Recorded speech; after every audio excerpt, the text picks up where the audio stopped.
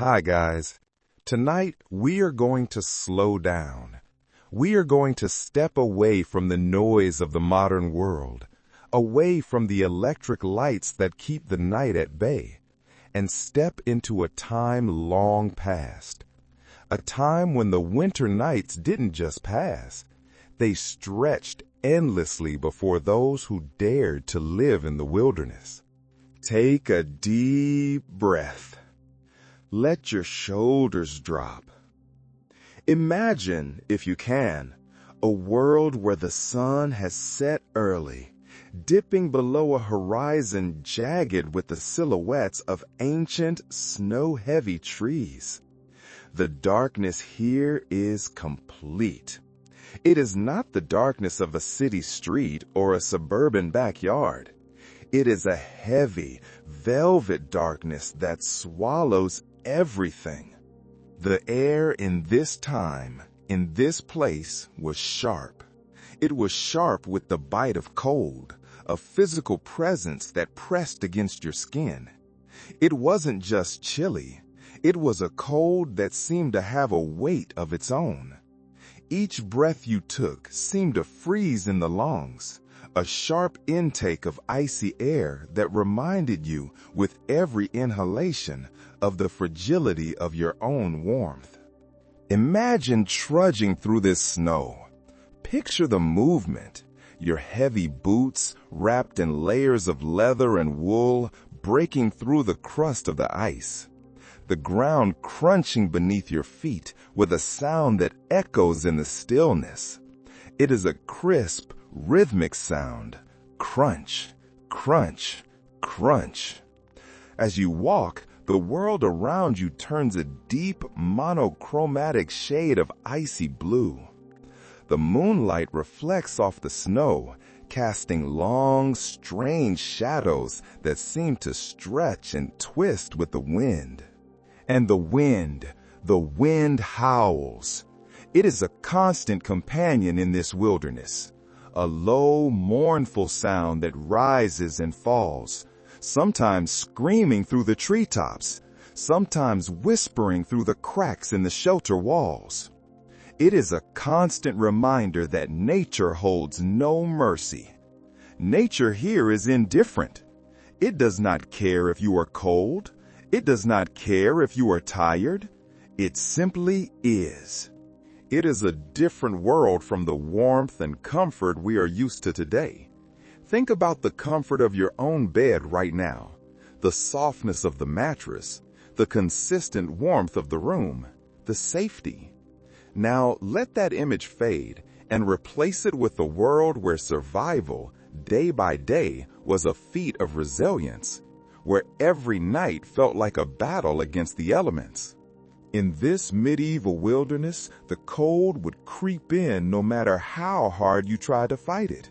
It was relentless. It was patient. It waited for the fire to die down. It waited for a gap in your clothing. It waited for you to close your eyes. You probably think, I wouldn't survive this. And honestly, you probably wouldn't. No, seriously, the modern human is not built for this kind of endurance. Just thinking about living through those winters is enough to make you shiver. How could anyone endure months of freezing temperatures with nothing but wood, fire, and animal skins? But the people of the medieval wilderness did. They survived. They had no choice. The harshness of winter wasn't something they could avoid.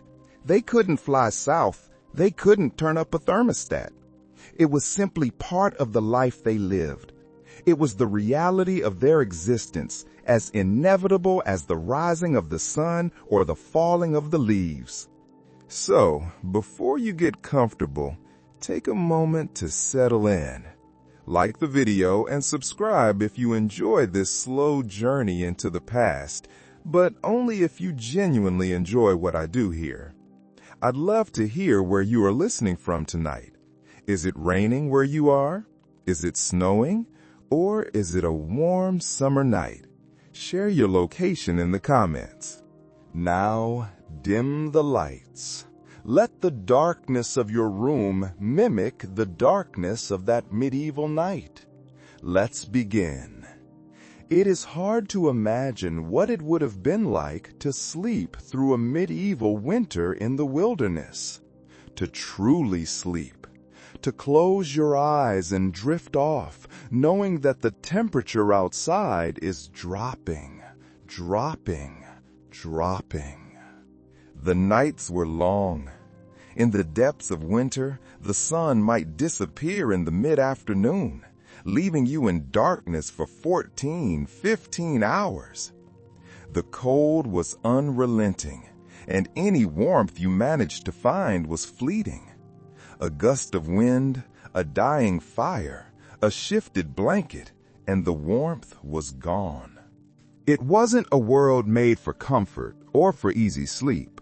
There were no warm blankets folded neatly at the foot of a modern bed, no duvets filled with synthetic down, no heaters or central heating to warm your home with the push of a button. Instead, the people who lived through these times found ways to endure. They found ways to survive, and sometimes, remarkably, even to rest. In the wild, far from the comforts of the village, far from the stone hearths of the Lord's manor or the crowded warmth of the town tavern, those first medieval winter nights would have felt like a test of endurance. Imagine your body in this space. Imagine your bones aching from the cold. A deep, dull ache that settles into your joints and refuses to leave. Your breath visible in the frigid air, puffing out in small white clouds that vanish into the darkness. Your body drawn tight, muscles tensed without you even realizing it, drawn tight with the tension of survival. There was no escape from the freezing temperatures. You couldn't just go inside to warm up because inside was only a few degrees warmer than outside. There was no relief from the bitter wind that whipped through the trees. The snow, thick and heavy, seemed to cover everything. It coated the trees, bending their branches low under the weight.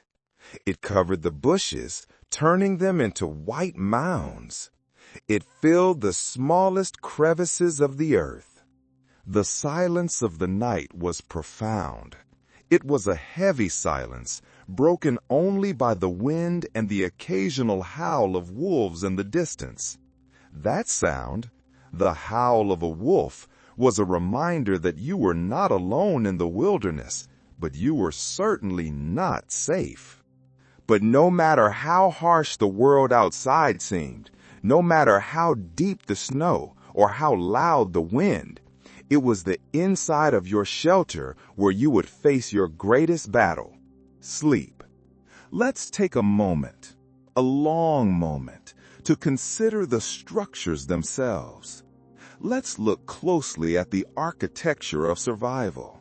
What did it mean to build a home when your life depended on it, using only what you could carry or what you could find in the frozen forest? Historians still argue about the precise nature of these medieval shelters. Because they were built of organic materials, wood, mud, straw, hide, they have largely rotted away, leaving only faint traces in the soil for archaeologists to find. But we can reconstruct them in our minds. Some claim that early medieval people used simple huts made from wooden frames. Imagine rough-hewn timber, chopped down with simple iron axes. The wood would be green and damp, smelling of sap and earth. These frames were woven with branches, a technique known as wattle, creating a basket-like wall that was then packed with mud or clay. Or perhaps they were covered with animal hides, stitched together with sinew, the fur facing inward to trap the heat. These shelters were far from the cozy homes we envision today. When we think of a cabin in the woods, we think of a fireplace, a rug, a comfortable chair. Erase that image. Picture yourself huddling inside a structure made from logs, rough and uneven. The walls are not smooth. They are textured with the bark of the trees they came from. Walls of woven twigs and branches that filter the light and the wind. Often, these crude homes were covered with animal hides or layers of bark to help keep the wind out. Bark peeled from great oaks or birch trees laid like shingles to shed the snow. But bark cracks. Hides stiffen and shrink in the cold. The wind always finds a way. The shelters were often dark. Windows were a luxury, a structural weakness that let in the cold. If there was a window, it was tiny, covered with a piece of stretched animal bladder or simply shuttered tight with wood. So inside, it was permanently twilight or pitch black. They were cramped. Building large meant you had more space to heat, and heating space was difficult. So you built small. You built tight. They were damp. The heat from a fire meeting the frozen walls created condensation, a constant weeping of water down the timber. With little more than the warmth of a small fire to stave off the freezing night, the shelter was a fragile bubble of life in a vast ocean of cold. Consider the dimensions. These structures were often cramped with low ceilings. You couldn't stand up straight in many of them. You would have to stoop, your head brushing against the soot-stained rafters. The low ceiling was intentional. Heat rises, and you wanted to keep that heat as close to the floor, as close to you as possible. The design only allowed enough space for you to crouch or sit. There was little room for movement. If you wanted to stretch your legs, you might kick the fire or your neighbor. What space there was had to be shared. Solitude was a death sentence. You needed bodies. You needed the heat of others. A family might huddle together in one corner. Imagine a mother, a father, children, perhaps an elderly grandparent, all pressed into a single pile of humanity. Each person wrapped in layers of furs and wool. They are attempting to make themselves as small as possible, to curl inward, to conserve warmth, to present the smallest possible surface area to the biting air. Historians still debate whether these early medieval shelters were always constructed with the same methods. There was no building code in the wilderness. You built with what you had. If you were in a pine forest, you built with pine. If you were on a rocky moor, you used stone. Some claim that they were mostly built using a frame of wooden beams covered with layers of bark or animal hides to keep the heat inside. This layering was crucial. A single layer of wood is not enough. You need dead air space. You need thickness. But not everyone could build. Not everyone had the strength or the tools. Others suggest that many of the poorer peasants or those traveling through the wilderness had no means to build sturdy shelters. For them, the landscape itself had to provide the walls.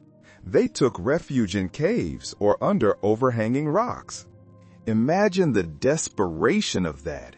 Finding a shallow cave, the rock cold to the touch, knowing that the stone would suck the heat from your body if you leaned against it, checking the back of the cave for bears or wolves before you settled in. Others suggest that caves or natural rock overhangs may have provided shelter for those without the skill or resources to build. It was a gamble.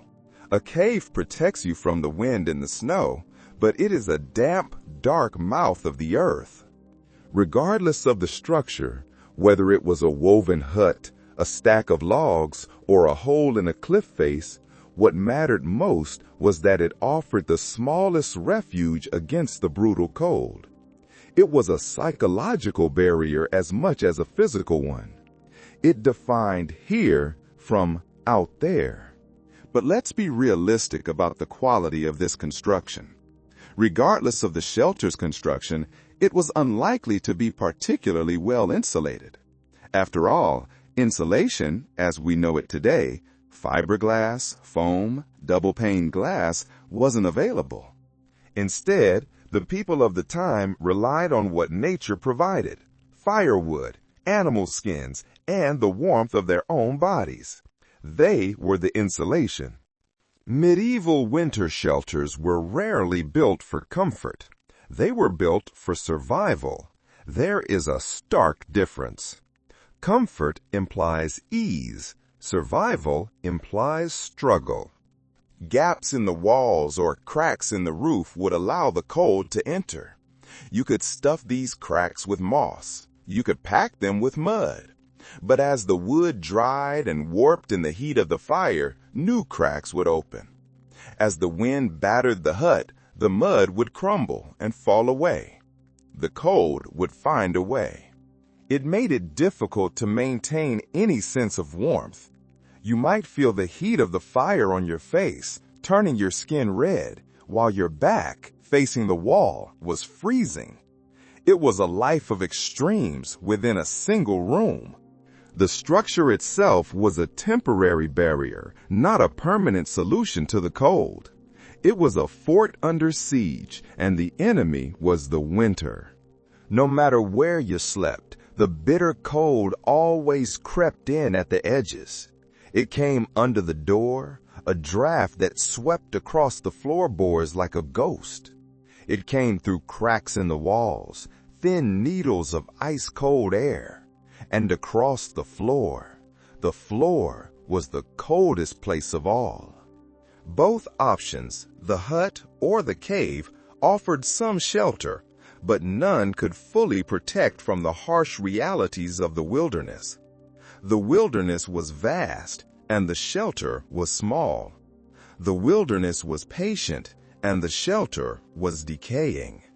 And yet, in the darkness, as the wind howled and the snow piled up against the walls, that small, damp, cramped space was the most beautiful thing in the world. It was the only thing keeping you alive. Now, let's dig deeper. Literally, the medieval people relied on more than just fire and wood for warmth. They understood something fundamental about the earth. Deep down, the temperature is stable. They used whatever resources were available to them, including the very ground they slept on. One of the most fascinating aspects of medieval winter life is how people utilized the earth itself to help insulate their shelters. While the air outside might drop to freezing temperatures that could kill a man in hours, the earth a few feet down remained cool but constant. It never froze deep down. Many medieval shelters, especially those in rural areas or temporary wilderness camps, were built into the ground. These weren't just houses sitting on the grass. They were houses sitting in the dirt, often with earth-packed walls. Imagine the process of building one. You wouldn't start by building up. You would start by digging down. You would carve out a pit, maybe 2 or 3 feet deep. This helped to regulate the temperature inside. By sinking the floor of the house below the frost line, you were utilizing the Earth's natural thermal mass. It offered a small degree of warmth in an otherwise harsh environment. It wasn't warm by our standards, but compared to the biting wind above ground, the still air of the dugout was a relief. A quirky tidbit of history reveals that medieval people often used the very earth beneath them to help protect themselves from the cold. This wasn't just laziness or lack of wood. It was engineering. One of the most ingenious techniques was the practice of digging into the ground, creating a deeper earth-covered shelter to provide some insulation against the freezing temperatures. These dugouts, as they were known, were often used by those who lived in rural or isolated areas. They would dig into the earth to create a space that was partially underground. Picture a roof that starts almost at ground level, sloping up to a low peak. From the outside, it might look like a small hillock covered in snow, but inside there is a hollow space. This provided some protection from the wind and cold. The wind could blow over the low profile of the roof without finding a flat wall to batter against. The earth, while not a perfect insulator, helped to keep the interior warmer than above-ground structures could. A wooden wall is thin. An earth wall is infinite. Some historians argue that these earthen homes may have been more effective at trapping heat than wooden structures. Wood breathes, wood cracks, earth is solid. But they also came with their own set of challenges. The earth itself was cold. Leaning against a dirt wall is not comfortable. And the moisture, that was the real enemy. The moisture that seeped in from the ground could make it difficult to stay dry. Especially during the long, wet winters, water would seep through the soil. The floor might turn to mud. The air would be heavy with the smell of wet soil and mold. Living in a dugout meant living in a constant state of dampness. Historians still argue over the specific methods used to construct these earthen homes. Did they line the dirt walls with wood? Did they use stones? Some suggest that medieval people may have used stone foundations and clay to help insulate their shelters. A layer of stones at the base would help with drainage, keeping the mud floor from becoming a swamp. Others point to the use of sod or turf as the primary material. Cutting blocks of grass and soil, sod, and stacking them like bricks. The roots of the grass held the earth together, creating a thick, fuzzy wall that was excellent at stopping the wind. Regardless of the exact construction methods, it's clear that the earth was a crucial element in medieval winter survival. They were literally embedded in the landscape. These homes were far from comfortable. They were dark, they smelled of dirt, and bugs would crawl out of the walls. But they provided a layer of protection from the cold, a small barrier between the inhabitants and the freezing temperatures outside. The structure was simple, walls made of packed earth with a thatched roof and a small entrance. The entrance would be small, covered with a heavy hide to keep the heat in. You would have to crawl to enter, like an animal returning to its burrow.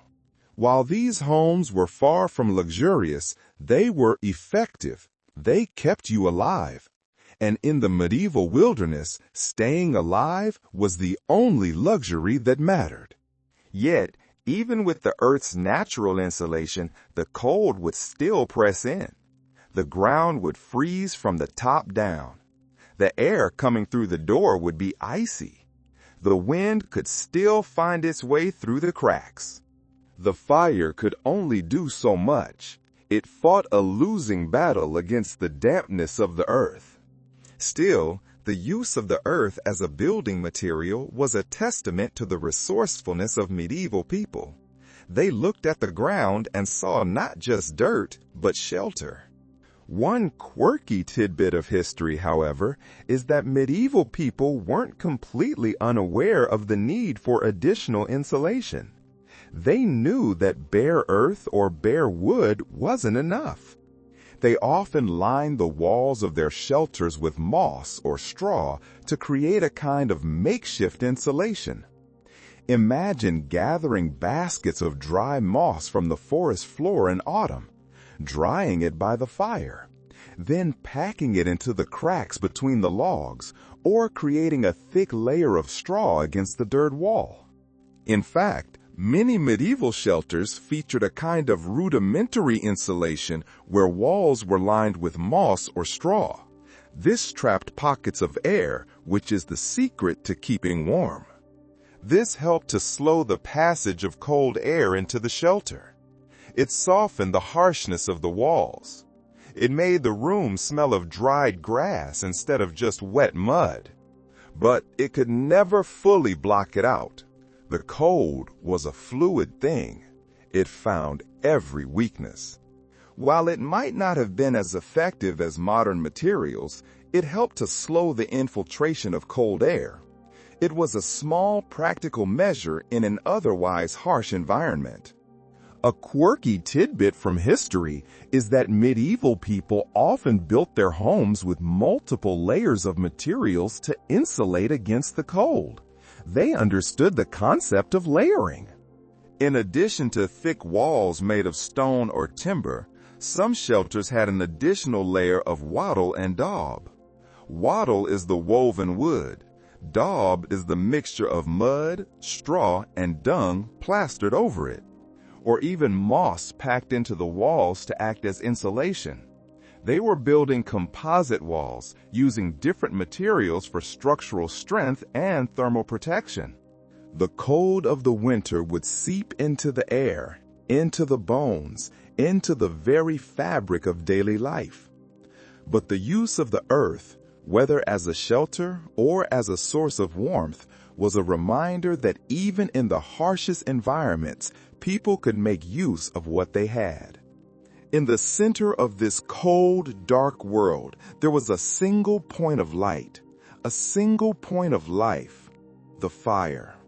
In fact, fire played such a central role in medieval winter survival that it could be considered the heart of the home, even in a rudimentary shelter. It was not merely a utility, it was a companion. It was a deity of warmth in a godless freeze. Let's focus on that fire. Picture it in the center of the hut, or perhaps against a stone wall if you were lucky enough to have one. The warmth it provided was a literal lifeline during the bitter cold. Without it, the temperature inside the shelter would plummet within minutes to match the deadly air outside. But fire in the wilderness wasn't always easy to maintain. It was a demanding creature. It needed to be fed. It needed to be watched. It needed to be coaxed. Consider the fuel. Firewood was precious, and it wasn't always easy to find. You couldn't just turn a dial. You had to go out into the snow day after day to find it. In the dense forests where medieval people lived, wood was often used for building, for cooking, and for warmth. But in winter, the forest fought back. The wood could get damp from the snow. Imagine trying to light a fire with wood that is soaked through with melted snow. It hisses, it pops, it smokes. Thick, acrid smoke that fills the small shelter, stinging your eyes and catching in your throat. Or worse, it could burn out faster than you anticipated. Different woods burn at different rates. Pine burns hot and fast, gone in a flash. Oak burns slow, but is hard to cut with primitive tools. One of the most challenging aspects of medieval life in the wild was finding enough firewood to sustain a fire throughout the night. The night was long, 12, 14 hours of darkness. That is a lot of wood, a massive pile. It wasn't the convenience we take for granted today. You didn't buy a bundle of kiln-dried logs at a store. Wood had to be carefully gathered, chopped, and stored. Imagine the physical labor, trudging through thigh-deep snow, dragging fallen branches, your hands numb in your mittens, the axe handle slippery with ice. Even in the worst winters, you'd have to ration your firewood carefully, using only what was necessary to stay warm. You became a miser of warmth. You would watch a log burn, calculating how long it would last. Should I add another? No, save it for later. Save it for the deepest part of the night. Often it was a struggle to keep it burning through the night. The fire wanted to sleep too. It wanted to die down into ash. So you would find yourself curled up near the flame, hoping that it would last until morning. You would inch closer and closer, risking a singed blanket just to feel the heat. Your body drawing in whatever heat it could. You would visualize the heat entering your pores, pushing back the ice in your blood. The flickering shadows cast by the fire would dance on the walls of your shelter, but they were a reminder that your comfort was fleeting. The shadows were erratic, jumping and twisting, mimicking the chaos of the wind outside. It's important to note that fire wasn't just a source of warmth. It was also a symbol of safety. In the pitch blackness where predators roamed, that circle of light was your territory.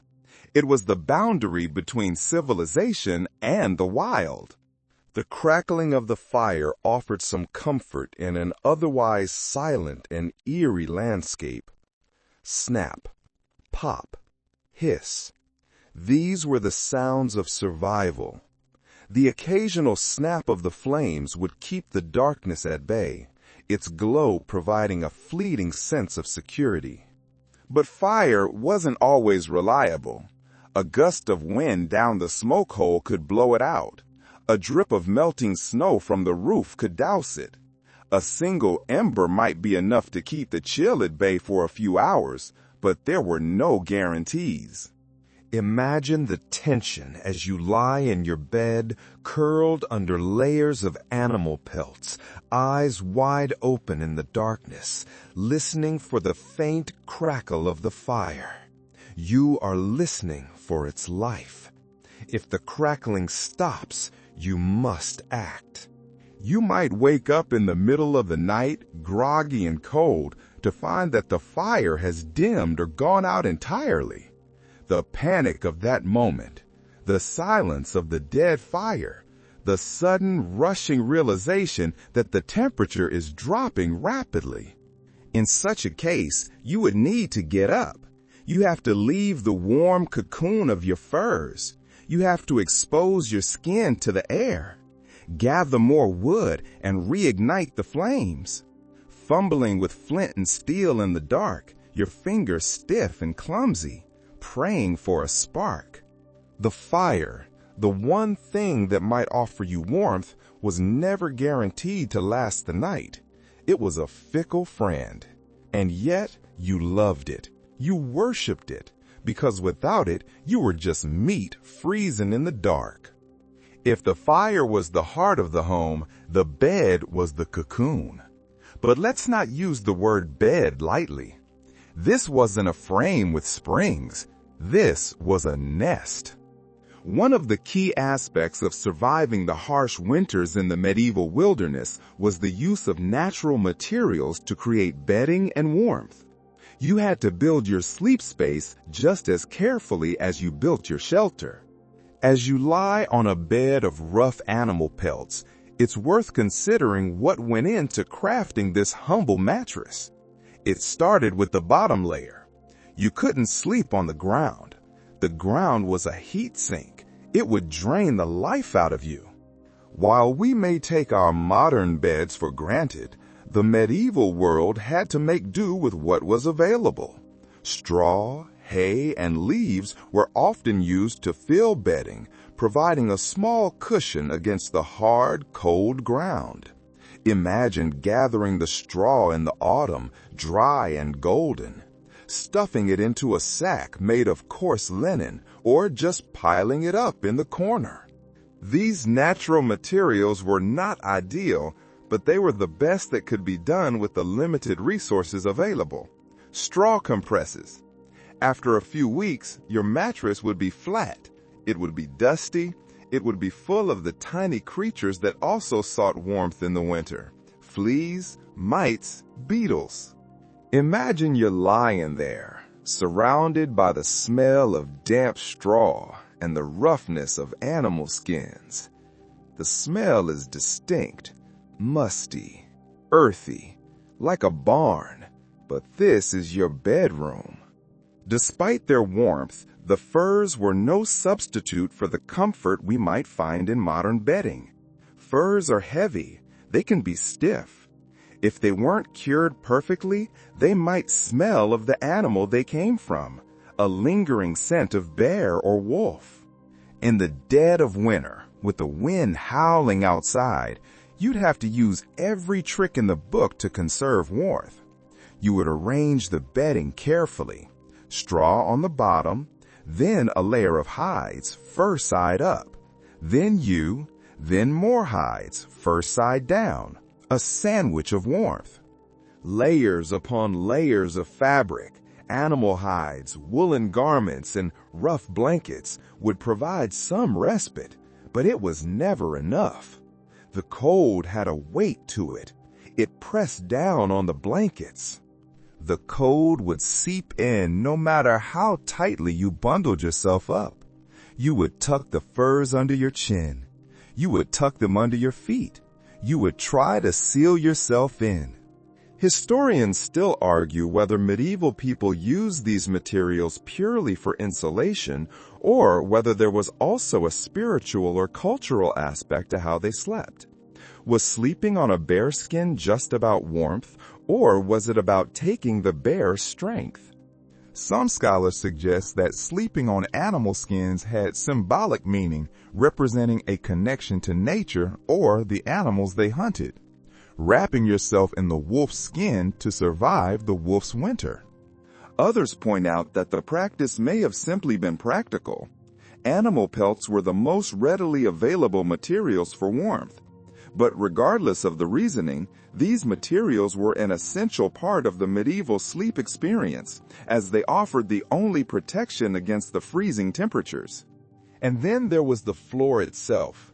Even with the straw, you could feel the hardness of the earth. You might imagine the discomfort of lying on a straw mattress, constantly shifting to try and find the least uncomfortable position. Your hip bone digging into the ground, your shoulder aching, turning over, rearranging the straw, trying to create a hollow for your body. The layered construction of bedding, including straw-filled mattresses and piles of animal pelts, allowed for the creation of a space where you could at least find some semblance of relief from the cold. It was a nest, a burrow, a small, warm place in a big, cold world. You are in your shelter. You are in your bed, but you are not naked. In the modern world, we wear pajamas, or nothing at all, sliding between high thread count sheets.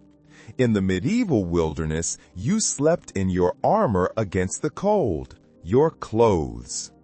A widely accepted truth in historical studies is that the cold during medieval winters was brutal and unrelenting. You didn't take your clothes off to sleep, you put more clothes on. While today's standards of winter clothing have evolved dramatically, medieval people had only basic furs and wool to protect them. No thermal synthetics, no Gore-Tex, just sheep and skin. The best they could do was layer up, hoping that their clothing would trap enough body heat to keep them alive. Air is the insulator. You need layers of air trapped between layers of cloth. You could picture yourself wearing several layers of rough-spun wool topped with a thick fur cloak. Wool is a miracle fiber. It stays warm even when wet, but it itches. Imagine the constant, low-level itch of rough wool against your skin, day and night. The furs of animals like bears, wolves, or even deer would have been essential for survival. Deerskin for softness, bearskin for heaviness and waterproofing, wolfskin for warmth around the neck. These furs acted as an insulating layer, helping to preserve warmth and protect the skin from frostbite. The guard hairs of the fur trapped a layer of air, keeping the heat close to the body. Despite these efforts, frostbite was still a real threat, and many medieval people faced serious cold-related injuries.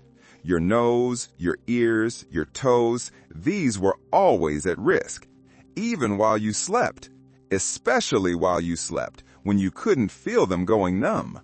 The thin fabric of wool was effective at keeping some warmth in, but it didn't compare to modern insulated clothing. The wind could cut right through a loose weave. You could imagine the biting cold nipping at your toes and fingers, a constant reminder that survival was tenuous at best. You would wiggle your toes in your sleep, an unconscious check that they were still there. In many cases, the danger of freezing was as much a part of medieval winters as the snow itself. It was a silent predator. A curious little piece of history, though, is that medieval people were surprisingly resourceful when it came to their clothing. They didn't just throw things on, they engineered their dress. For instance, many believed that wearing multiple layers of clothing, including garments made from animal intestines or wool, could ward off the chill. Animal intestines, cleaned and dried, were windproof and waterproof, an early raincoat. These materials were often far from pleasant to wear, but in the face of such extreme cold, comfort was secondary to survival. You would smell like the animal. You would rustle when you moved. You might find yourself donning a pair of boots made from the hides of animals with thick soles to protect against the frozen ground. Boots stuffed with straw for extra insulation. But no matter how many layers you piled on, the cold would always find a way in, creeping through every crack and crevice of your shelter. It would find the gap between your sleeve and your glove, the space between your hood and your collar. Historians still debate the extent to which medieval people could truly escape the cold during their winter nights. Were they ever really warm, or were they just not freezing? Were they ever really warm, or did they simply endure the freezing temperatures in an endless battle of survival? Some scholars suggest that medieval people simply grew accustomed to the cold, their bodies adapting to the harsh conditions. Brown fat adaptation, the body learning to burn energy to stay warm. Others argue that they experienced constant discomfort and their sleep was often restless due to the cold, a permanent state of shivering. The truth likely lies somewhere in between. Survival was, after all, about adaptation. You learned to ignore the shivering. You learned to sleep through the ache. Now, let's drift into the sleep itself, or rather, the kind of sleep. We are used to 8 hours of solid rest. We turn off the lights and we wake up with the alarm. But in the medieval wilderness, sleep was different. It was broken. It was a cycle. The body, when exposed to prolonged cold, can go into a kind of survival mode where sleep becomes fragmented and restless. Your body knows that if you sleep too deeply, you might not wake up. The cold doesn't just make it harder to sleep, it also disturbs the natural sleep cycle. You drift off, but the cold pulls you back. People in the medieval wilderness likely experienced what's known as segmented sleep, a pattern where the night is divided into 2 or more phases. This wasn't insomnia. This was the norm.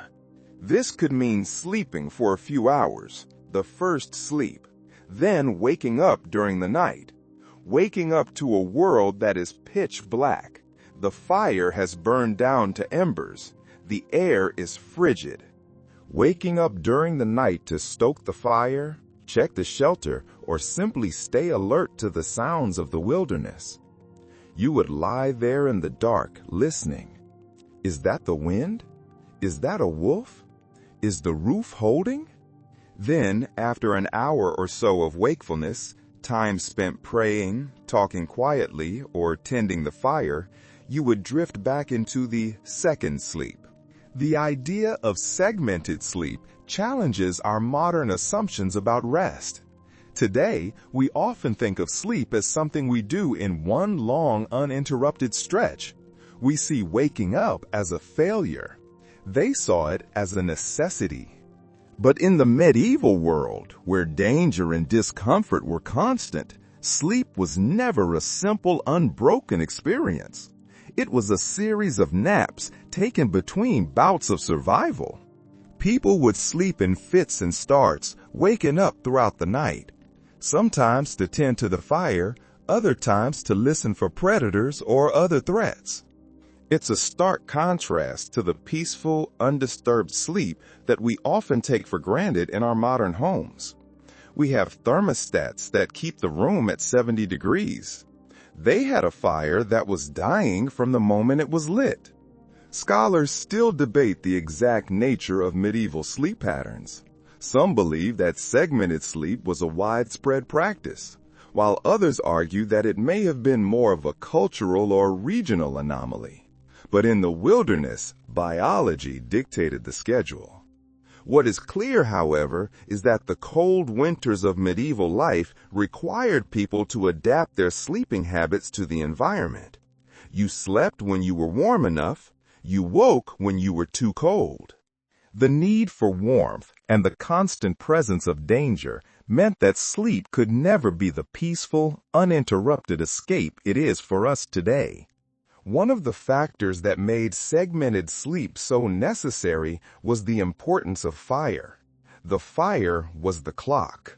The fire, as mentioned earlier, was the only source of warmth and light in the shelter, and it was a lifeline during the cold winter nights.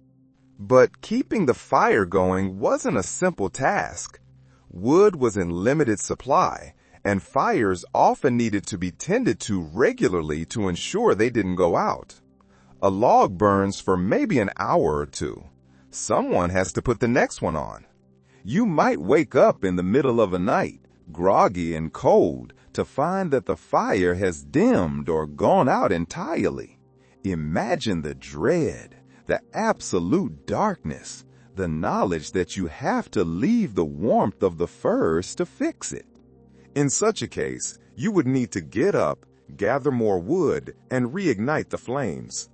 The constant need to manage the fire contributed to the fragmented nature of sleep. It wasn't just about resting. It was about maintenance. It was about ensuring your survival through the night. But it wasn't just the fire that woke you. It was the fear. The wilderness is not empty at night. It is full. Beyond the fire, there was also the matter of the constant threat from wildlife. The forest belonged to them. You were the intruder. Wolves, bears, and other predators were common in the medieval wilderness, and they posed a constant risk to those living in the wild. In winter, the predators were hungry too. The snow made hunting hard for them, so they became bolder. They would come closer to the human smells, closer to the livestock. The howl of a wolf in the distance would send a chill through your spine, reminding you that you were never truly safe. It is a primal sound. It cuts through the wind. It triggers an instinct deep in the brain that says, run, hide, defend. Even as you tried to rest, you would have to stay alert, listening for any sounds that might signal danger. Was that a branch snapping under the weight of snow, or was it a footstep? Was that scratching on the wall just the wind, or claws?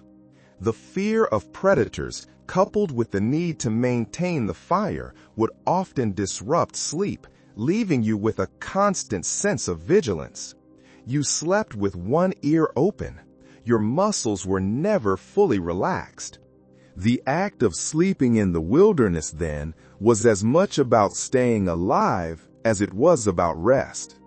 It was a delicate balance between exhaustion and survival, between the need for warmth and the ever-present threat of the cold. You were exhausted from the day's labor. Your body screamed for sleep, but your mind whispered of danger. Even when sleep did come, it was often shallow and fragmented, with the mind constantly alert, prepared to wake at a moment's notice if danger approached. This is the sleep of the soldier, the sleep of the hunted. This constant state of readiness made sleep a luxury, not a given, and it's hard to imagine how anyone could sleep soundly through the brutal medieval winters. As the fire crackles and pops in the corner of your shelter, the warmth it provides feels like a fleeting gift, something to cling to before the cold rushes back in. You lie there, tucked beneath the rough furs, still awake, your mind racing through the reality of what you face. You count the logs left. You calculate the hours until dawn. You listen to the wind. Every moment in the wilderness is a fight for survival, and sleep is no exception. The sensation of cold creeping in is never far away, like an old friend who refuses to leave. It touches your face. It numbs your nose. The shelter is small, and it seems as though the cold has a way of finding its way inside through the smallest cracks in the walls or the gaps between the animal hides draped over the shelter's frame. In the medieval wilderness, the struggle against the cold was omnipresent. The frostbite, the numbness in your limbs, the stinging cold in your nose. All of it would keep you awake, wondering if you could survive another night. But then eventually, your body would succumb to exhaustion. The biology takes over. You pass out. You might finally fall into a restless sleep, your body and mind deprived of the deep rest they desperately needed. The medieval people who lived in these conditions were no strangers to the ways in which the cold affected their bodies. They knew the signs. It's widely accepted that during the harsh winters, the body's natural temperature regulation was constantly in flux, with heat being rapidly lost to the cold, especially when the fire burned low.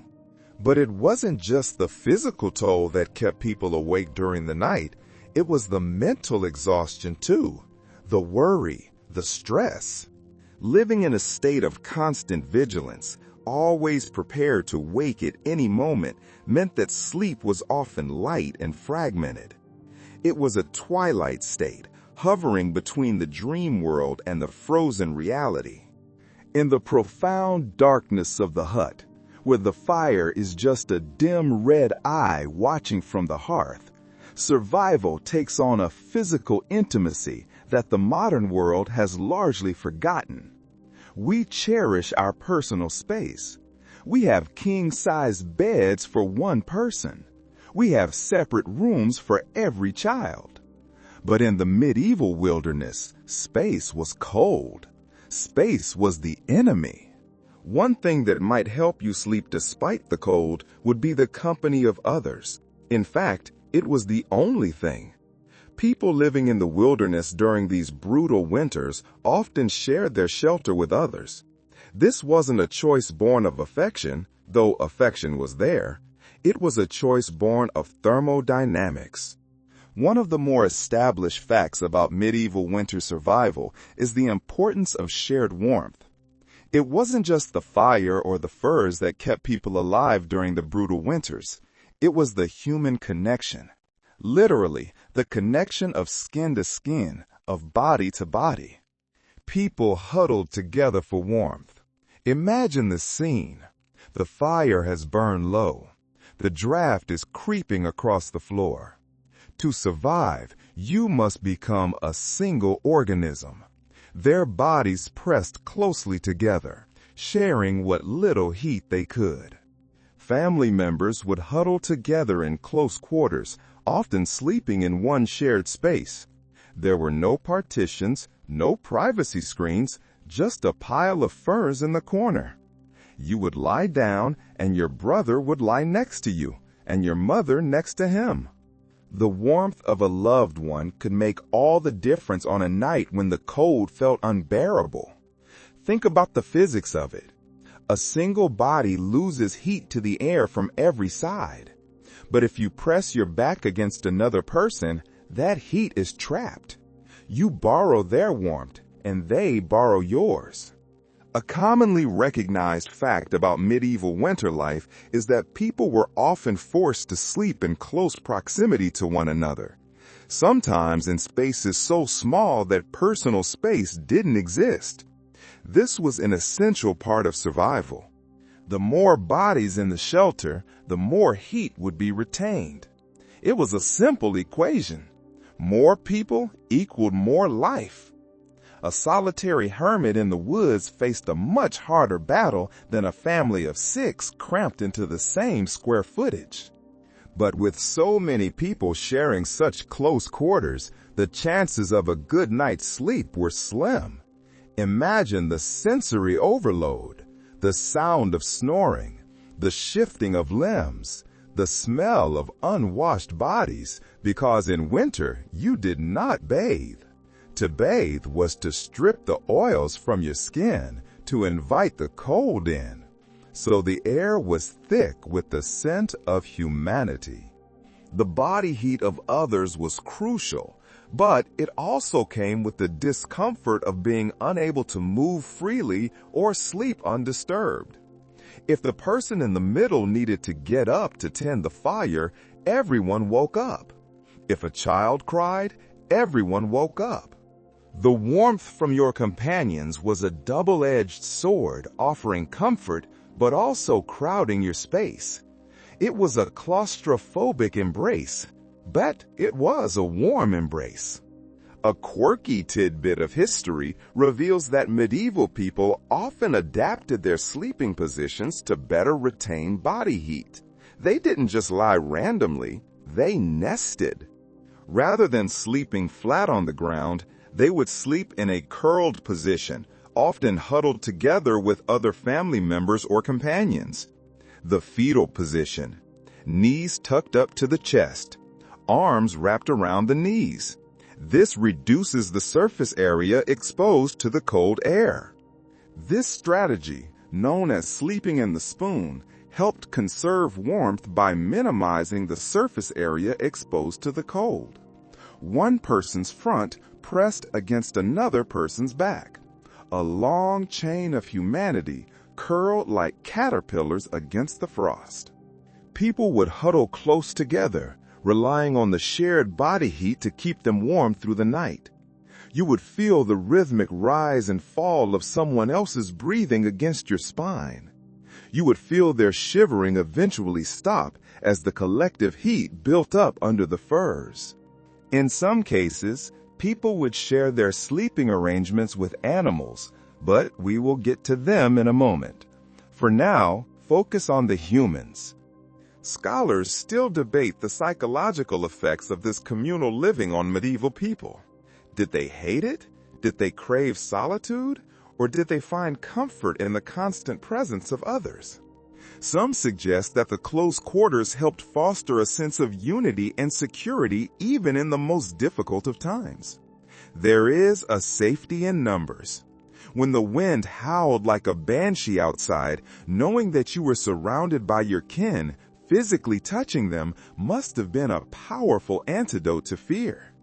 Others argue that the lack of privacy and the constant presence of others could have contributed to a sense of claustrophobia or stress.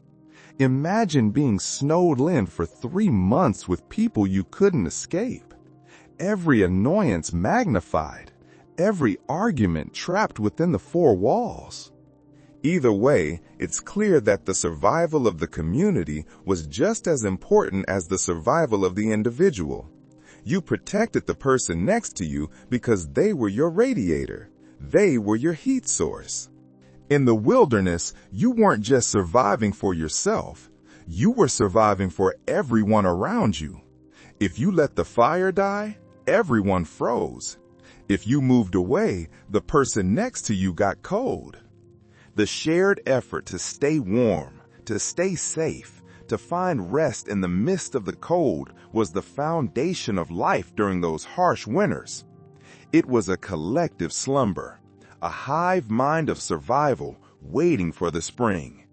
But the human family wasn't the only source of heat. In the deep winter, the line between the house and the barn dissolved. The shelter became an ark. A fascinating but lesser-known aspect of communal sleeping in medieval shelters is that it wasn't always just people who shared these spaces. If you had livestock, a cow, a goat, a sheep, you couldn't leave them outside.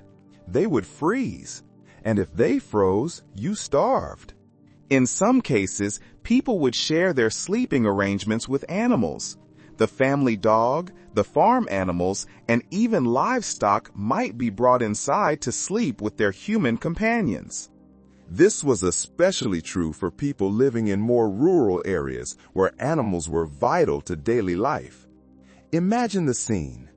You are lying in your straw bed, and 5 feet away, a cow is chewing its cud. While it may sound strange to us today, this practice was essential for survival, as animals could offer not just warmth, but also a sense of security. A cow is a massive generator of heat, 1,000 pounds of warm living muscle. Having a cow in the room was like having a large, gentle radiator that ran on hay. At least that's how it was seen at the time. The idea of animals in the same space as people was not viewed as unusual or unclean. Hygiene was different then. Survival took precedence over smell. Rather, it was a pragmatic solution in a world where every bit of warmth counted. A quirk of history tells us that in some areas it wasn't uncommon for medieval people to use the warmth of their animals to help combat the bitter cold. Animals, such as goats, sheep, and cows, were often kept close to human living spaces during the coldest months, as their body heat provided an extra layer of warmth. The shelter would smell of wet wool, of manure, of warm milk, but it was warm. The warmth of farm animals, especially large ones like cows or horses, could help keep the temperature inside the shelter a little warmer, even if only by a few degrees. And in a world hovering at freezing, a few degrees is the difference between life and death. People would huddle close to the animals, using their body heat to ward off the biting chill. Children might sleep curled up against the flank of a cow. The dog would sleep at the foot of the bed, or in the bed. In some cases, animals, particularly dogs, were also brought inside the shelter, adding another layer of warmth. The term three-dog night isn't medieval, but the concept certainly is. A night so cold you needed 3 dogs in the bed to keep from freezing. A quirky tidbit about medieval survival is the use of hunting dogs, which were integral to hunting during the winter months. These dogs were not just companions, they were part of the strategy. But at night, they were heaters. In some areas, dogs would even sleep inside the shelter for warmth, curled up against their owners in the coldest months. The bond between humans and animals was crucial for survival. You fed the dog, and the dog warmed you. Interestingly, some historians suggest that these close quarters may have actually fostered a sense of togetherness that transcended the discomfort. Families, communities, and even animals sleeping in close proximity could have created a sense of unity and shared purpose. Life was one big breathing, sleeping pile. The heavy breathing of the livestock, the twitching of the dreaming dogs, the murmurs of the family.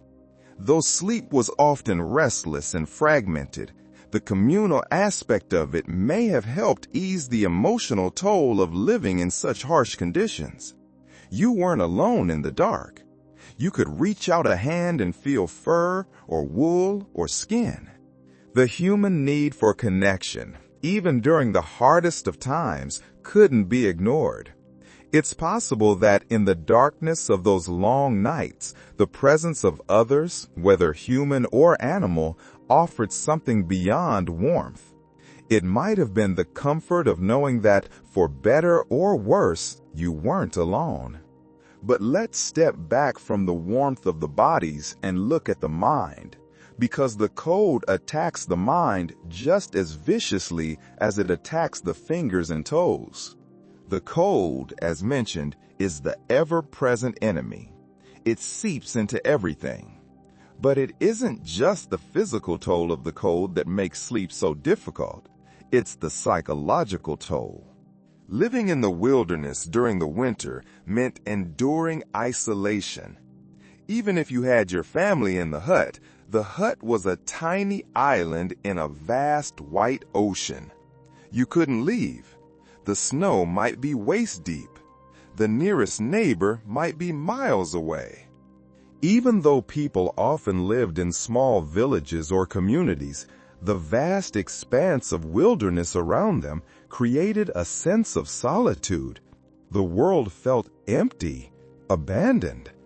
The dark winter nights felt endless, and the silence was deafening. Imagine silence so deep it rings in your ears. No cars, no planes, no hum of electricity, just the wind. You'd hear nothing but the wind howling, the occasional animal moving through the snow, and the distant call of birds. And when the wind stopped, the silence was even worse. It was a heavy, suffocating silence. It could drive anyone mad to be trapped in this frozen, empty world, surrounded by nothing but the cold. Cabin fever is a real thing. The walls start to feel like they are closing in. The darkness starts to feel like a weight on your chest. The harsh isolation, coupled with the constant struggle for warmth, would have taken a psychological toll on medieval people. Depression, anxiety, a sense of hopelessness. These were the invisible ghosts in the shelter. As you lay there in the darkness, trying to block out the cold and the thoughts racing through your mind, you might wonder how people managed to stay sane. How did they keep from walking out into the snow and just lying down? How did they endure the freezing nights and the endless stretches of cold? The answer is resilience. But resilience wears thin. Scholars still debate the psychological effects of living through these winters.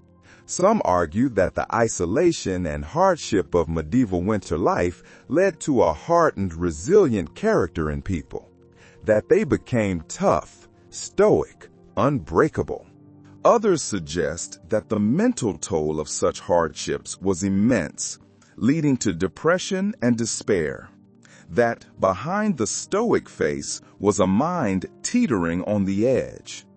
The truth likely lies somewhere in between. They were human. They broke and they healed. They cried and they laughed. The cold had a way of making you feel distant, disconnected from the world. It reminded you of how fragile life could be. You felt small, insignificant, a speck of heat in a universe of ice. One harsh winter, one ill-prepared shelter, and it could all be over. The knowledge of death was always there. It sat in the corner of the room, waiting. But they did sleep somehow, despite the cold, the danger, and the solitude. They managed to close their eyes. Perhaps it was the exhaustion, the weariness of fighting the elements day after day. Or perhaps it was simply that sleep was a necessary escape from the harshness of reality. When you slept, you didn't feel the cold. When you dreamt, it might be summer. No matter how difficult the conditions were, sleep was still an essential part of their survival. It was the only break they got. One answer lies in the nature of sleep itself. It's not just about physical rest, it's also about mental escape. When you sleep, your mind enters a different state, one where the struggles of the day fade into the background, where the cold and the danger don't matter. For a few hours, you're free. And perhaps that was enough to help the people of the medieval wilderness survive. But you can't sleep forever. You have to be awake in the dark. And when the darkness pressed in, they fought back with words. But it was also during these long nights that people found ways to cope, to keep their sanity intact. They needed a distraction. They needed hope. A particularly common form of coping was the telling of stories. This wasn't just entertainment, it was therapy. It was education, it was survival. In the cold wilderness, where survival was never certain and danger was always near, storytelling became a way to connect with others, to pass the long, lonely hours of the night. Imagine the scene again. The fire is the only light. Faces are illuminated in flashes of orange and shadow. The warmth of the fire provided a safe space for stories, both real and imagined. The storyteller's voice rises and falls, competing with the wind outside. In these stories, people found meaning in the harshness of their world. They told stories of heroes who defeated ice giants, stories of spring returning against all odds, stories of saints who survived the fire and the freeze. Myths and legends would be passed down from one generation to the next, helping to ease the mental strain of life in such a brutal environment. The grandmother telling the grandchild, "We have survived worse than this. The sun always comes back." Historians still debate how much of medieval storytelling was about escapism versus practical knowledge. Was it just fantasy, or was it a manual for living? Some scholars suggest that these stories were a way for people to escape the reality of their world, to imagine a world less harsh, less cold.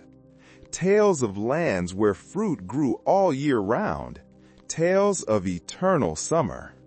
Others argued that these stories were more practical, offering knowledge about survival tactics, about how to deal with the cold, or about how to navigate the wilderness. A story about a boy who got lost in the snow might actually be a lesson on how to build a snow cave. A story about a wolf might teach you how to spot tracks. Perhaps the truth lies somewhere in between. Storytelling was a way of both coping with the immediate stresses of survival and preserving the knowledge needed to thrive in the wilderness.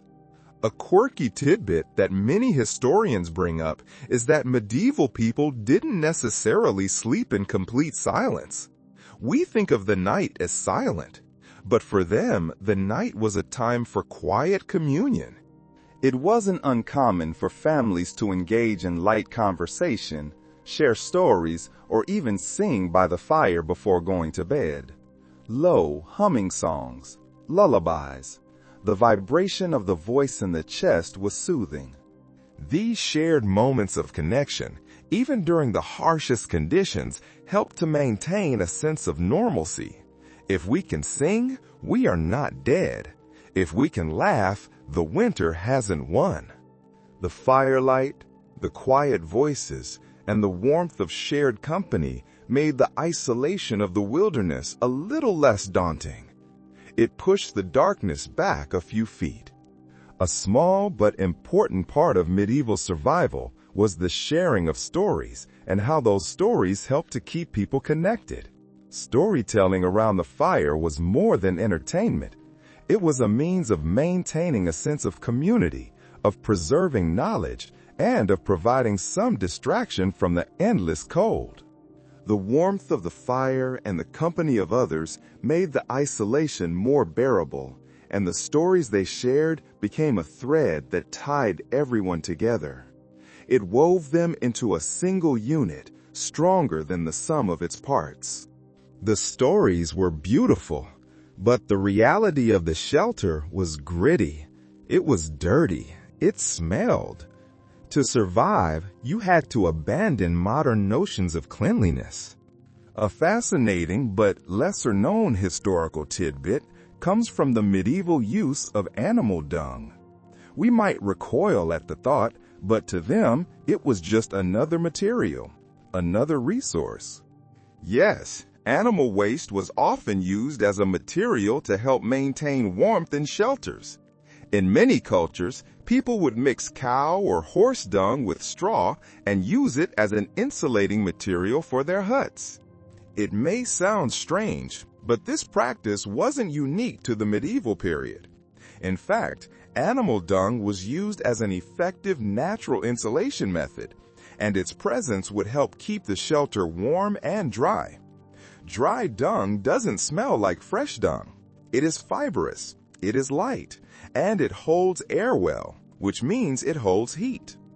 Although far from pleasant, the practice was yet another example of the creativity and adaptability of medieval people who had to make use of whatever they could find in the natural world. You used what you had. If you had mud, you used mud. If you had dung, you used dung. A quirky little historical tidbit comes from the fact that medieval people were known to use animal dung not only as a building material, but also as a heating source. In many rural areas, animal waste was dried and used as a kind of fuel for the fire. It might seem unpleasant by modern standards, but in the medieval wilderness, anything that could provide warmth was valuable. Wood might be wet. Wood might be hard to chop, but dung was available every day, courtesy of the livestock. The practice of using dried animal dung as fuel was widespread, especially in regions where firewood was scarce. On the treeless moors or high mountains, dung was the only thing that stood between you and freezing. It may have smelled less than pleasant, but it was a practical solution in a world where warmth was a matter of life and death. The smoke from a dung fire is thick, pungent. And speaking of smoke, the air inside the shelter was not fresh, it was hazy. A quirky little historical tidbit comes from the practice of smoke holes, a feature in some medieval homes that allowed smoke from the fire to escape. Chimneys were a later invention for the wealthy. Most huts just had a hole in the roof. But the smoke didn't always go straight up. It hung in the rafters, it filled the room. But beyond their practical use, these holes had an additional, almost mystical significance. It was believed that the smoke from the hearth had protective qualities, keeping away evil spirits and offering a kind of safety. The smoke itself became a part of daily life, a reminder of the dangers that surrounded people, but also a part of their defense against those dangers. It cured the meat hanging from the ceiling, it kept the bugs out of the thatch. And yes, it made your eyes water and your lungs ache, but it meant there was a fire. And fire meant life. It's interesting to think of how something so simple, so everyday, could carry such meaning in a world so steeped in uncertainty. The haze of smoke was the atmosphere of home. We have talked about the mind, and we have talked about the shelter. Now we must talk about the body, the vessel that carries you through this frozen landscape. What does this constant, unrelenting battle against the cold do to the human body over time? Let's consider how the medieval people coped physically. The body's response to prolonged exposure to cold wasn't just about feeling uncomfortable. It wasn't just shivering. It could lead to real, permanent physical harm. Frostbite, of course, was a constant threat, as it is when exposed to freezing temperatures for extended periods. It is a silent attacker. You don't always feel it happening. In fact, the danger lies in not feeling it. You might be lying in your furs, drifting off to sleep. The numbness that would have crept into your fingers and toes would have made it difficult to even move at times. You might think, oh, my feet are finally comfortable. The pain has stopped. But the pain stopped because the nerves have stopped. It's easy to imagine how the tips of your fingers, your toes, or even your nose could go numb after prolonged exposure to such brutal temperatures. The skin turns white, then waxy, hard to the touch like frozen wood. The body's natural reaction to cold is to slow blood flow to the extremities to conserve heat. Your body is smart. It knows that you can live without a toe, but you cannot live without a heart. So it sacrifices the edges to save the core. This physiological triage often led to frostbite, or worse, the loss of fingers or toes. And yet, you had no choice but to continue, to find ways to survive another night, another day. You couldn't call a doctor. You couldn't go to a hospital. You had to treat it yourself, in the dark, with primitive knowledge. There's a quirky little tidbit about medieval methods of combating frostbite. While today we might have fancy medical treatments or heating pads, medieval people used something far more primitive and unexpected: urine. Yes, urine. Some accounts suggest that people would use urine to thaw out frozen extremities. It makes sense in a desperate biological way. It is a sterile, warm fluid that is readily available. The heat from the urine would provide enough warmth to thaw frozen flesh, albeit in a very uncomfortable and unsanitary manner. Imagine the humiliation of it, the desperation, huddling in the corner, trying to save your own foot with your own waist. While this may sound shocking to us, it was one of the few methods available at the time for dealing with frostbite, particularly in remote areas where access to medical care was scarce. And yet, even with this primitive knowledge of survival, frostbite was still a real danger. You might see older men in the village with missing fingers, or walking with a limp because they lost toes in the winter of '42. These were the battle scars of the weather. Another curious method involved metal. A quirky tidbit from medieval history reveals that people sometimes wore iron cold bands around their wrists and ankles during particularly cold months to stave off frostbite. Simple rings of cold iron.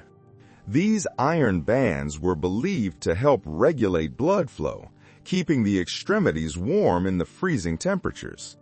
Perhaps they believed the cold of the iron would draw out the cold of the air.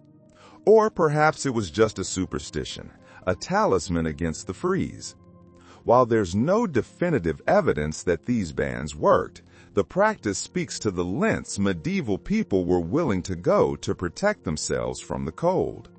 But the cold did more than just freeze the skin. It wore you down from the inside. In addition to the immediate threat of losing fingers or toes to the cold, prolonged exposure to such harsh conditions led to long-term health problems. You were constantly burning calories just to stay warm. Your body was an engine running at redline, day and night. The body became more susceptible to illness, and the immune system, constantly taxed by the cold and the strain of survival, became weaker. A simple cough could turn into pneumonia. A scratch could become infected because your body had no energy left to fight the bacteria. A well-known fact is that medieval winters had a significant impact on life expectancy. The seasons themselves were the killers. The extreme cold, combined with the physical exertion required to survive, led to shorter lifespans. People who lived through these winters often died young, victims of the cold, the hunger, or the diseases that thrived in such conditions. In this way, the cold didn't just take away comfort, it took away the very ability to thrive. It aged you. A 30-year-old in the medieval wilderness might look 50 by modern standards. Their skin weathered by wind, their joints swollen from the damp. But those who did survive, who made it through each long winter, had a resilience that is difficult to comprehend from the comfort of modern life. They were survivors in the truest sense. Their bodies, though scarred and weary, were monuments to endurance. Eventually, the long night must end. The darkness begins to turn gray. The first light of dawn filters faintly through the cracks in your shelter, casting a pale glow on the rough walls of the room. This is not a triumphant sunrise. It is a cold, reluctant light. The fire, which had been a constant source of warmth and light through the night, now flickers weakly, its embers smoldering in the early morning chill. The air is still cold, perhaps even colder than it was at midnight. The remnants of the night's freeze lingering in the corners of your shelter.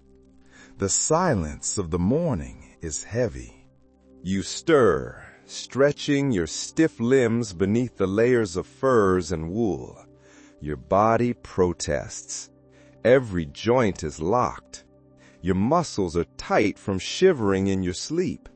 Your body aches from the restless sleep, from the hours spent huddling against the cold. But there's no time to linger. You cannot hit a snooze button. You cannot pull the covers up for 5 more minutes. You must rise, for survival doesn't stop even when the warmth of the fire is gone. A well-documented fact about medieval life is that people didn't have the luxury of long, restful nights. The struggle for warmth was constant, and even the comfort of sleep was always interrupted by the harsh reality of living in the wilderness. The act of waking up in the medieval wilderness wasn't just about stretching out from sleep. It was an act of will. It was about finding the strength to continue, to endure another day. As you get up, sitting on the edge of your straw mattress, you notice the frost that has formed on the edges of your shelter. Not outside, inside. Your breath from the night has frozen against the cold timber walls. Tiny, glittering crystals of ice coating the wood. The cold never truly leaves. It only takes temporary respite when the fire is burning bright. You gather your belongings. You put on your thickest garments, or rather, you adjust the ones you slept in. You wrap your cloak tighter. You pull on your boots, which are stiff and cold as stones. A fascinating historical detail is that some medieval people had specific routines to help them cope with the cold. They didn't just stumble around, they had a system. They would rise early in the morning to tend to the fire, to gather what little warmth they could, and to prepare for the day. The practice of morning fire tending wasn't just about keeping warm. It was a ritual, a way of asserting control over the elements. You kneel before the hearth. You take the iron poker.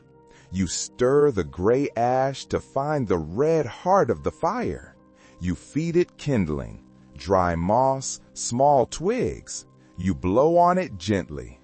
Starting the day with a flicker of warmth from the fire was a small victory, a moment of reassurance that they could face another day, no matter how cold it was. When the flame catches, when the orange light pushes back the gray dawn, you feel a spark of hope.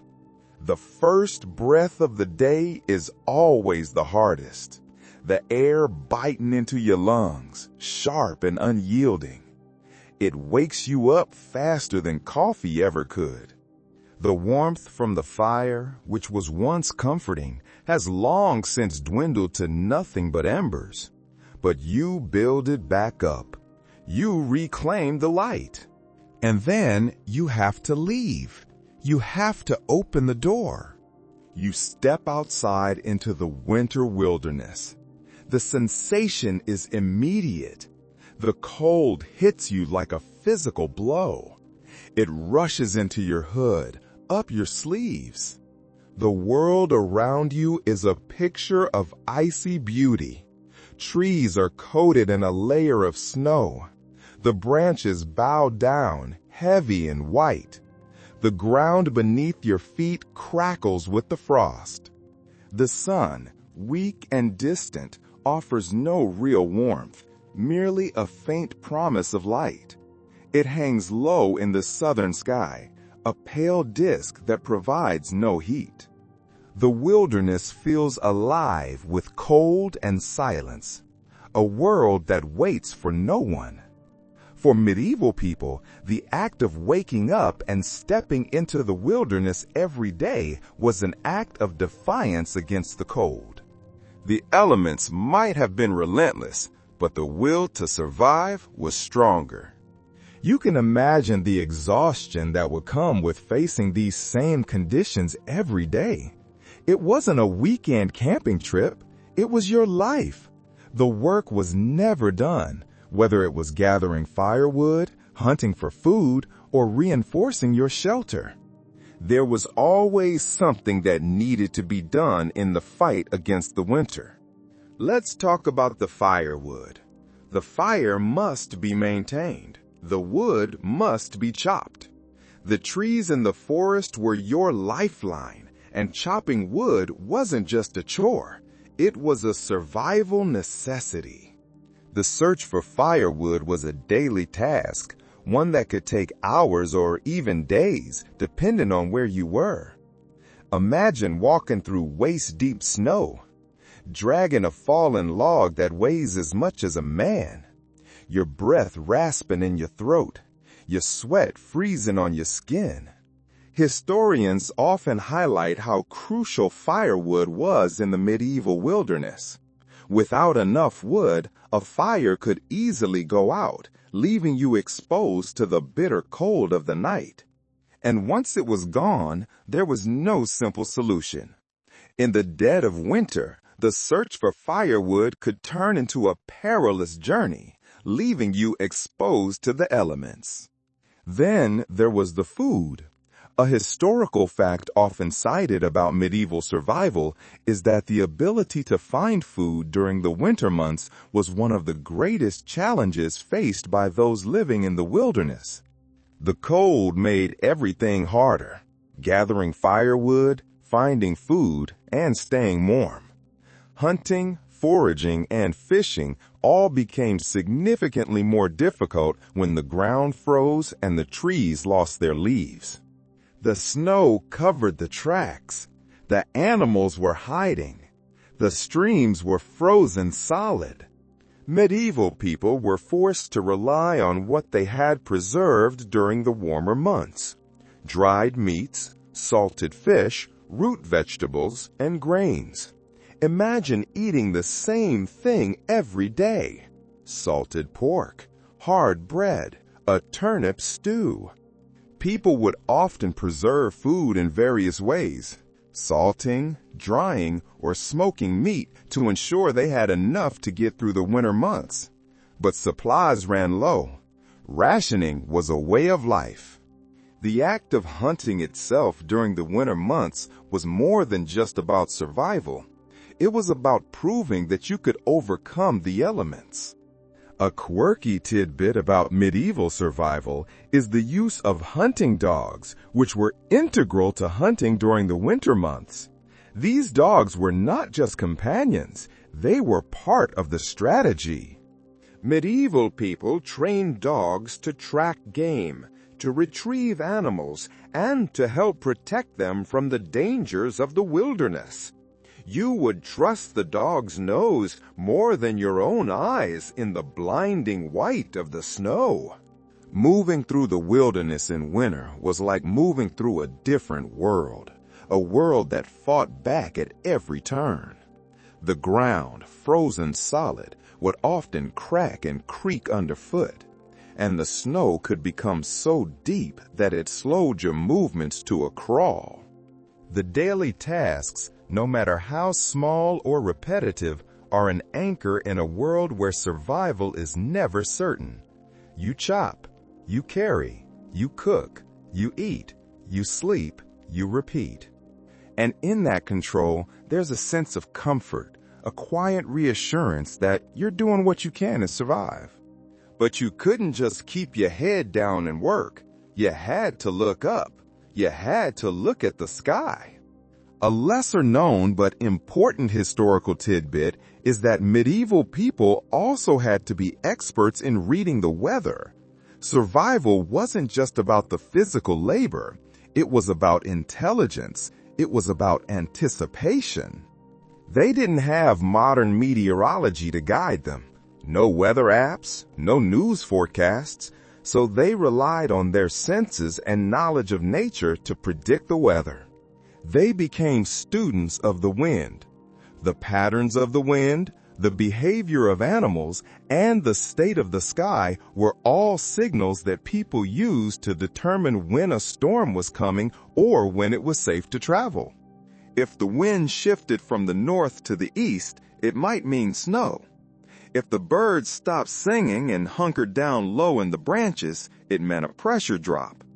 If the smoke from the chimney fell to the ground instead of rising, it meant a storm was approaching. This deep connection to the environment, to the subtle cues of nature, was a crucial skill for survival. Imagine standing in the clearing, feeling the air on your cheek. Is it wetter than it was an hour ago? Is the smell of ozone in the air? The ability to read the weather could mean the difference between finding shelter before a snowstorm or being caught in a blizzard unprepared. Being caught out in a blizzard was a death sentence. You would become disoriented in the whiteout. You would wander in circles until you collapsed. Historians still debate the extent to which medieval people understood the weather. Was it science or was it folklore?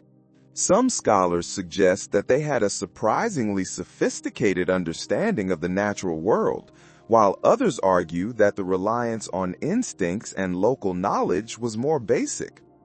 Red sky at night, shepherd's delight. Red sky in morning, shepherd's warning. These rhymes were survival manuals. Regardless, it is clear that people in medieval times had to be incredibly attuned to the rhythms of nature to survive, especially during the long winter months. Their ability to read the signs of the environment gave them a survival advantage, but it also made them keenly aware of just how fragile their lives were in the face of the elements. They knew when the killing frost was coming. They knew when the thaw was a false hope. They lived in a constant dialogue with the sky. This vigilance extended to every moment of the day. You had to be aware of every change in temperature, every shift in the wind. A sudden drop in temperature could be disastrous, and a mild winter might lull people into a false sense of security. It was a constant balancing act between preparation and vigilance. You watched the horizon not for beauty, but for warnings.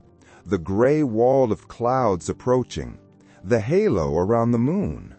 You were not an intruder in the wilderness. You were a part of it, moving with its rhythms, respecting its power. You didn't fight the storm. You hid from it.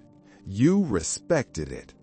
And when the storm broke, when the wind howled and the snow fell sideways, you retreated to your shelter, to your fire, and you waited.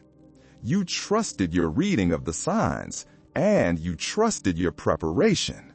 And you hoped that the morning would bring clear skies. In the deepest trough of the winter, when the snow was at its highest and the sun at its lowest, the medieval world did not despair. Instead, they lit a fire, a bigger fire. Amidst the endless cold and the constant vigilance, there were moments of light. The human spirit required more than just food and warmth to survive the crushing darkness of a medieval winter. It needed meaning. It needed a marker in time to say, we have made it halfway. A quirky historical tidbit reveals that some medieval communities had specific rituals or practices designed to help them cope with the mental toll of the winter months. The darkness could eat at the soul just as the cold ate at the fingers, so they fought back with celebration. One such ritual was the celebration of midwinter, a feast held during the longest night of the year. Think about the psychology of that. The solstice, the day when the sun is weakest, the night is longest. It is the moment when the world seems most dead, and that is exactly when they chose to feast. This celebration, which often involved food, drink, and communal gatherings, was seen as a way to mark the passing of the darkest days and to bring some light into the long, cold nights. Imagine the scene inside the shelter on this specific night. The mood is different. The air feels charged, not with fear, but with anticipation. The fire is built up higher than usual. They would use the Yule log, a massive piece of timber saved specifically for this night, designed to burn long and hot. The preserved meats, rationed carefully for months, are brought out. The salted pork, the dried apples, the last of the autumn's ale. It was a risk to eat this food now, knowing winter wasn't over, but it was a calculated risk, a feast for the spirit. It was a time for people to come together, to share warmth and stories, and to remind themselves that even in the coldest months, there was still community, still life, still hope. Laughter, the clinking of wooden cups, the singing of old songs that resonated against the timber walls. For a few hours, the howling wind outside was forgotten. The cold was just a backdrop to the warmth inside. Scholars still debate the true significance of these midwinter celebrations. Were they religious? Were they pagan? Were they practical? Some believe they were purely a religious observance, marking the winter solstice and the return of the light. A prayer to the sun to return. A promise that the wheel of the year was still turning. Others suggest that they were simply a way to keep spirits high during a difficult time of year, a way to break up the monotony of the winter months. November, December, January, the months blurred together into a gray haze. The feast was a landmark, a buoy in a sea of ice. Regardless of their origins, these celebrations served an important purpose. They reminded people that the cold would eventually end, that spring would come, and that they could survive until then. It gave them a target. Just make it to the solstice, and then just make it to spring. In the flickering light of the hearth, surrounded by the faces of family and neighbors, the isolation of the wilderness felt a little less overwhelming. You looked around the room and saw survivors. You saw resilience in the eyes of your kin. As you lay there, the fire flickering and the cold creeping back in, you can't help but think of the midwinter celebrations, the warmth of the fire, the camaraderie of those around you, the shared rituals. These small moments of connection are the things that make survival possible. They are the threads that hold everything together. Without them, life would just be a biological struggle. With them, it was a human life. Even in the harshest conditions, even in the coldest nights, there is still warmth to be found in the fire, in the community, in the knowledge that you are not alone. The feast ends. The Yule log burns down to ash, but the memory of the warmth remains. It fuels you for the second half of the winter. The celebration fades. The days march on.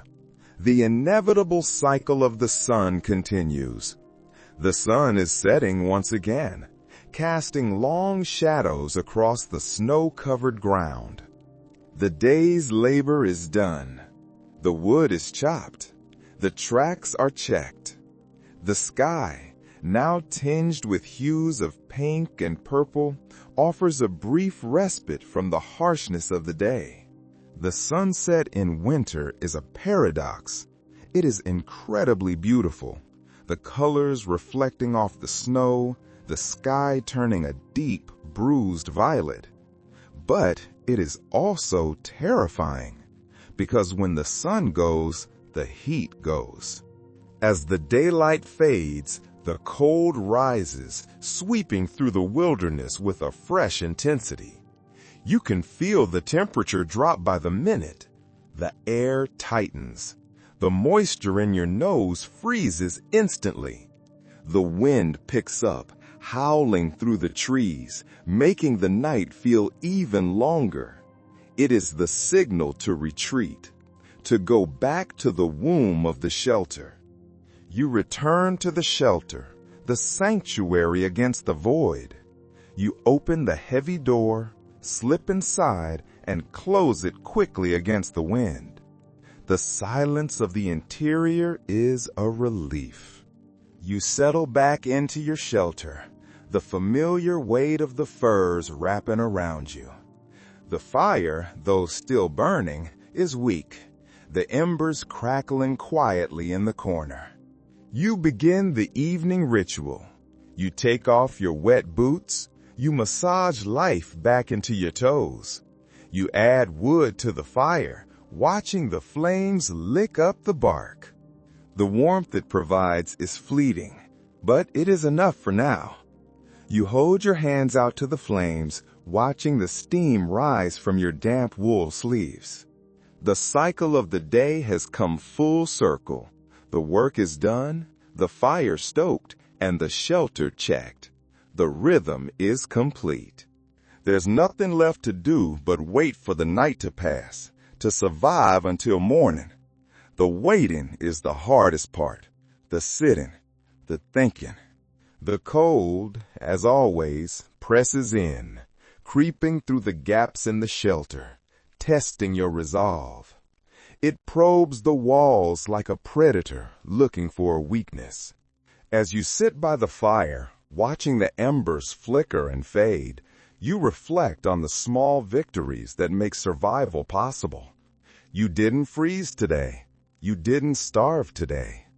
The cold is always there, creeping in from the edges, but the fire, the shelter, and the shared warmth of those around you are enough to keep it at bay for now. There is a shift in the atmosphere as night fully takes hold. The vigilance required during the day softens slightly into the endurance required for the night. The active fight is over. The passive resistance begins. You sit close to the embers, the glow casting long shadows across the walls. The shadows are long and distorted, dancing on the rough timber. The tasks of the day are behind you. Firewood gathered, shelter checked, food prepared. But the cold still gnaws at your bones. It is a dull ache that never truly leaves. Every night feels like a test of endurance, and yet there is comfort in the rhythm of it all. The predictability of the cold, the predictability of the fire. The fire, however fragile, is a constant companion, and its warmth is a reminder that survival is possible, even in the harshest of conditions. You are safe for now. The door is barred. The fire is lit. The night is outside. You are inside. In these quiet hours, before sleep claims you, the true nature of this existence becomes clear. It is not just a physical act. It is a philosophy. A significant aspect of survival in the medieval wilderness was understanding the limits of human endurance. You had to know when to push and when to rest, when to fight the cold and when to hide from it. It wasn't about conquering the cold, about overcoming the wilderness. That is a modern arrogance. You cannot conquer the winter. It was about finding ways to live with it. It was about coexistence, respect. The cold has a right to be here. You are the guest. The struggle was constant, but so was the resilience. It was this adaptability, this quiet determination to endure that allowed people to survive in some of the harshest conditions imaginable. They were not superheroes. They were ordinary people who did extraordinary things simply because they had no other choice. Scholars continue to explore how medieval people coped with the cold and isolation. What made them tick? What kept them from giving up? Some argue that the extreme conditions led to a kind of resilience. People grew stronger and more resourceful in the face of adversity. Like iron forged in fire, they were forged in ice. Others suggest that the cold contributed to the mental and physical toll that shortened lifespans in medieval times, that the resilience came at a terrible cost. There's no easy answer, but one thing is clear. The battle against the cold was never just a physical struggle. It was a battle of the will.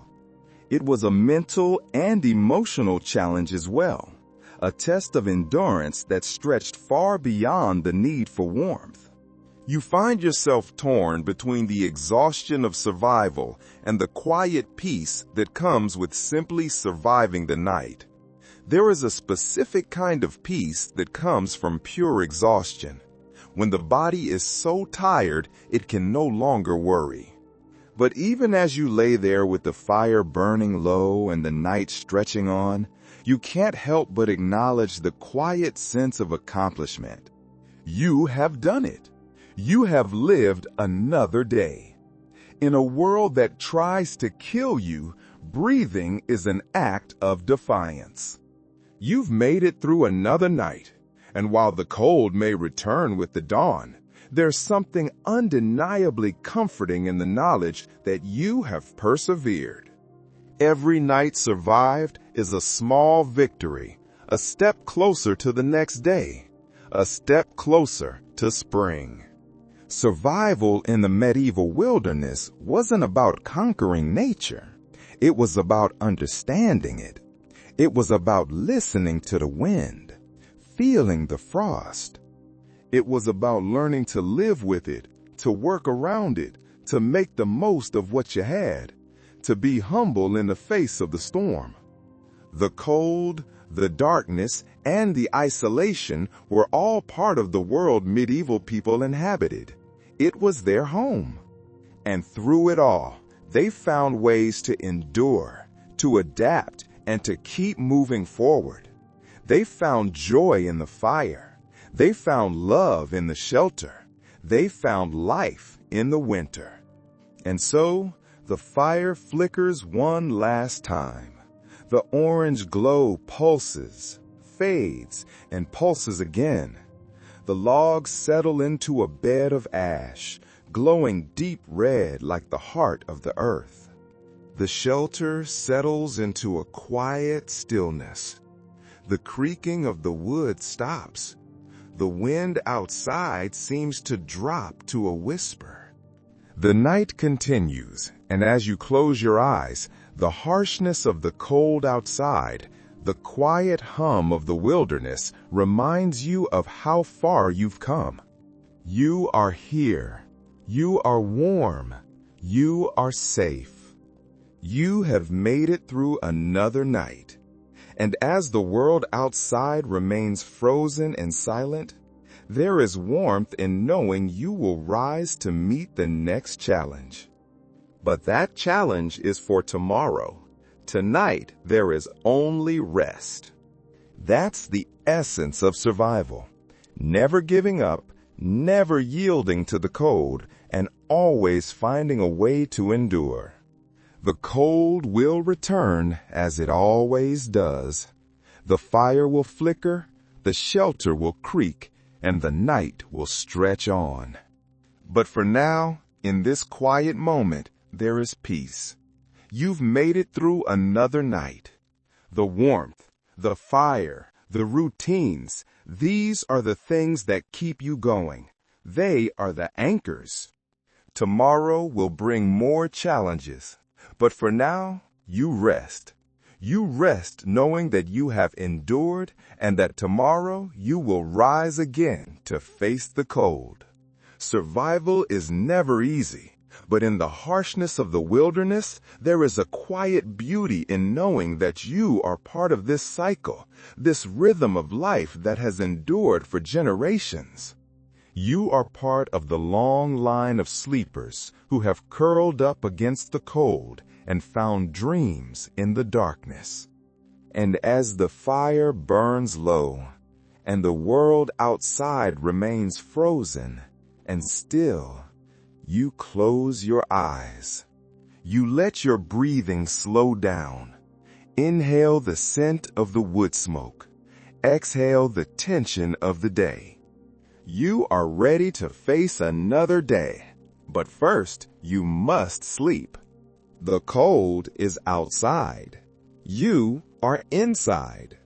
The fire watches over you. The shelter holds you. Sweet dreams.